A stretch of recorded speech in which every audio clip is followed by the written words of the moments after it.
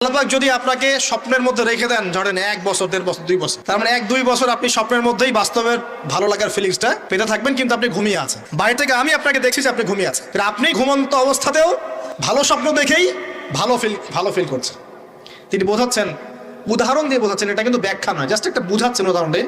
আল্লাহ পাক যখন শহীদদের রূহগুলোকে জান্নাতে রেখে দেন, জান্নাতে তারা এইভাবে রূহগুলো ঘুরতে থাকে, ফল ফলাদি খেতে থাকে, পাখির মধ্যে রূহ দিয়ে দেন, সবুজ পাখি, এই পাখি উঠতে থাকে, তারা ভালো ফিল করতে থাকে। ওই হায়াতটাকে আল্লাহ পাক তাদের কাছে বাস্তব বানিয়ে দিয়েছেন। কথা বুঝতে পারছেন? ওই হায়াতটাকে আল্লাহ পাক তাদের কাছে বাস্তব বানিয়ে দিয়েছেন। তাদের কাছে মনে হচ্ছে এটাই বাস্তব, এটাই জগৎ। আল্লাহ চাইলে করতে পারেন না?